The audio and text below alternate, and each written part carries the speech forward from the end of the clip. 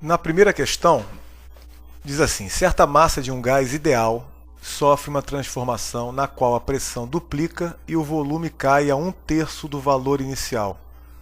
Qual a razão entre as temperaturas T final e T0 inicial do gás? Então a gente vê aí um recipiente azul com as variáveis, que a gente chama de variáveis de estado, P0, V0, T0, situação inicial do gás. E o texto descreve uma mudança. Diz assim: uma transformação na qual a pressão duplica e o volume cai a 1/3 do valor inicial. Então, a gente tem uma modificação na pressão e no volume, uma modificação conhecida. Vamos ver então como é que a gente pode representar isso. Então, você tem uma situação final onde a pressão P é igual a 2P0, ou seja, a pressão duplicou. O volume V é igual a V0 dividido por 3, cai a 1/3. E a temperatura final é desconhecida. Nós não sabemos nem a temperatura inicial, nem a temperatura final. E o problema pede a razão, ou seja, T sobre T0. Como é uma situação de gás ideal, a gente tem a equação geral dos gases. Povotó PVT, então você tem PV sobre T na situação inicial igual a PV sobre T na situação final. Substituindo o P final por 2P0 e o V final por V0 sobre 3, a equação fica dessa forma, onde nós vemos que existe o P0 no primeiro e no segundo membro e o V0 também. Então a gente pode cancelar na equação. Então a equação fica simplesmente 1 sobre T0 igual a 2/3 sobre T. Observando que a solicitação da questão é a razão entre T e T0, a gente rearruma essa equação de modo que T sobre T0 seja igual a 2/3. Então a gente observa que há uma redução na temperatura. A temperatura final é menor do que a temperatura inicial. Na segunda questão, ela é bastante semelhante, mas são duas transformações. Então diz assim a questão: no interior de um cilindro encontram-se 30 centímetros de um gás perfeito. O gás perfeito é um gás ideal, sob pressão de 3 atmosferas e temperatura de 50 graus Celsius. Inicialmente o gás sofre expansão isotérmica e seu volume passa a ser 70 centímetros cúbicos. A seguir, sofre transformação isovolumétrica, também chamada isocórica, e a pressão torna-se 2,5 atm. Qual a temperatura final do gás em graus Celsius? Então vamos por partes. Você tem a primeira situação, volume inicial, pressão inicial, temperatura inicial conhecidas. Porém, a temperatura inicial está em graus Celsius. Então, primeira chamada de atenção é para esse valor de temperatura. Nós devemos convertê-lo para Kelvin. Então, soma 273 e temos a temperatura em Kelvin 323. Ou seja, a situação do gás é a temperatura inicial igual a 323 Kelvin. Como diz o enunciado, a primeira transformação é uma expansão isotérmica. Ou seja, a temperatura final igual à inicial, T igual a T0, e P0, V0 igual a PV. Equação da lei de Boyle, que rege a expansão isotérmica. Então nós temos a seguinte situação: o volume passa de 30 para 70, a temperatura não modifica e a pressão de 3 para algum outro valor. Naturalmente nós esperamos um valor menor que 3 atmosferas, porque a lei de Boyle da expansão isotérmica diz que pressão e volume são inversamente proporcionais. Então, como nós temos aí mais que duplicar o volume, nós teremos mais do que reduzir a metade na pressão. Então vamos usar os dados, né? Eu tenho ali pressão inicial, volume inicial, 3 vezes 30. Pressão final vezes volume final, P vezes 70. Resolvendo essa equação, eu encontro uma pressão final de 1,3 atmosferas, coerente com o que nós esperávamos. É menos do que a metade de 3 atmosferas. Então eu tenho esta situação para uma nova transformação, que no caso uma transformação isovolumétrica, onde, como o próprio nome sugere, o volume é constante. Então a equação aí simplesmente é P0 sobre T0 igual a P sobre T. Substituindo os valores, Porque eu tenho aí uma pressão que passa de 1,3 para 2,5. E a minha pergunta está justamente na temperatura. Ela vai de 323 até aonde? Nós podemos esperar algo em torno do dobro da temperatura, porque observem que a pressão quase dobra. Então a temperatura também vai quase dobrar. Substituindo os valores, a gente obtém uma temperatura de 348 graus Celsius, né? Ou em Kelvin 621. A terceira questão diz: um pequeno recipiente de gás tem 5 litros de volume e a temperatura de 27 graus Celsius apresenta uma pressão interna de 12 atmosferas. Então está descrito aí, representado no desenho, essa situação. Continuando, resfriando-se o recipiente até a temperatura de menos 23 graus Celsius e desprezando-se a variação externa de seu volume, qual será a pressão final em atmosferas do gás? Considere o gás ideal. Observa que ele fala desprezando-se a variação externa do volume, ou seja, é uma transformação isovolumétrica.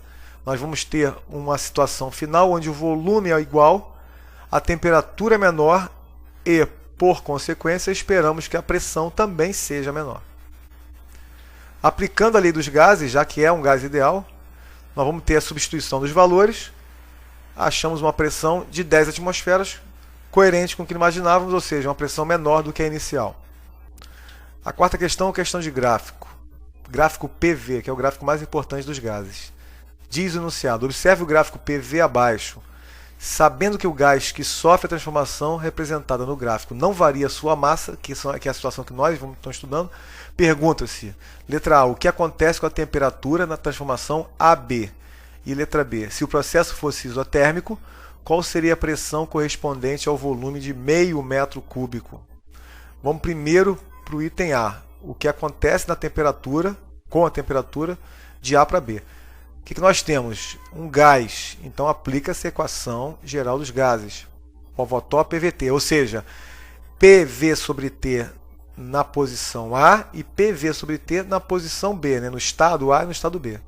Então, substituindo os valores, a gente tem 4 de pressão vezes 0,2 de volume no ponto A, 6 de pressão vezes 0,5 de volume no ponto B. Resolvendo isso, nós temos esses valores. Chegamos a uma relação de T sobre T0 igual a 3,75. Ou seja, a temperatura final é aproximadamente 4 vezes a temperatura inicial. Há um crescimento na temperatura. Então o processo tem as seguintes variações: aumenta a pressão, aumenta o volume e aumenta também a temperatura.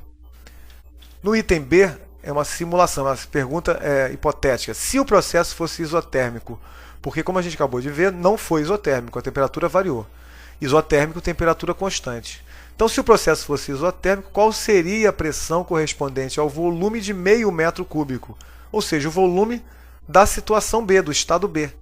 Mas se o processo fosse isotérmico, nós deveríamos esperar uma relação inversa entre pressão e volume, como está mostrada na equação da lei de Boyle.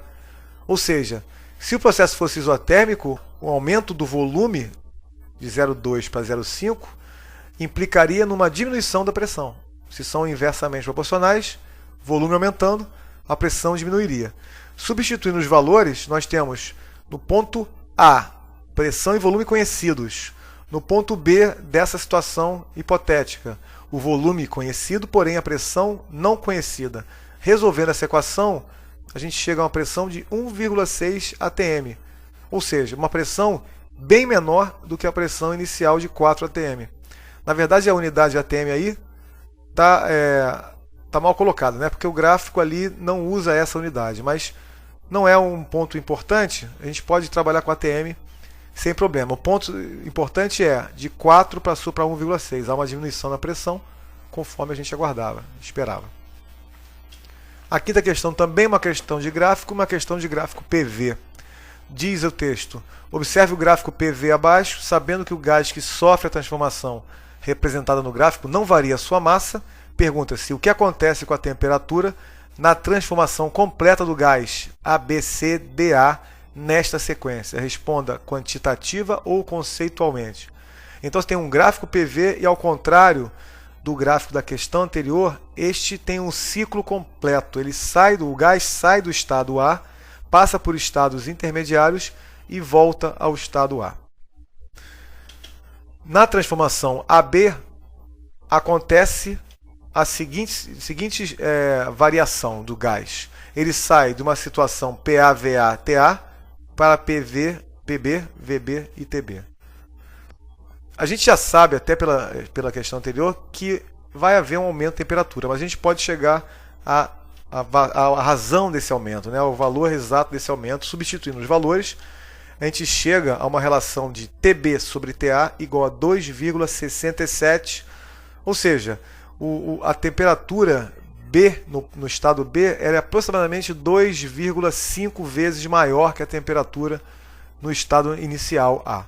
Então a gente pode imaginar numericamente, se caso a temperatura no ponto A, né, no estado A, fosse 100 Kelvin, nós teríamos no ponto B uma temperatura de 267 Kelvin. Então com esses valores nós vamos trabalhar a partir do ponto B numa transformação seguinte, BC. Observa-se no gráfico que BC é uma transformação isobárica, a pressão é constante. Então nós temos a equação geral dos gases aplicada, né, nessa transformação, substituindo-se os valores, chega-se a uma relação TC sobre TB igual a 1,5. Ou seja, a temperatura no estado C é 1,5 vezes maior que no estado B. Lembrando que na etapa anterior a gente chegou à conclusão que a temperatura em B era 267, isso faz com que em C tenhamos uma temperatura de 400 Kelvin. E a partir daí a gente tem a seguinte transformação de C para D, que, como se pode ver no gráfico, é uma transformação isovolumétrica, ou seja, volume constante. Então nós temos a equação geral dos gases, substituindo seus valores, chegamos a uma relação entre a temperatura em D e a temperatura em C de meio, ou seja, a temperatura reduz a metade entre C e D. Como nós vimos 400 Kelvin em C, significa que em D a temperatura é 200 Kelvin. E aí a gente chega na etapa final, que seria de D para A. Novamente, a equação geral dos gases, novamente substituindo os valores direto do gráfico, chega a ser uma relação de TA sobre TD de meio, ou seja, a temperatura A é metade da temperatura D. Como nós vimos em D 200 Kelvin, a temperatura em A é de 100 Kelvin, ou seja, a temperatura em A é 100 Kelvin, exatamente igual à temperatura inicial, 100 Kelvin.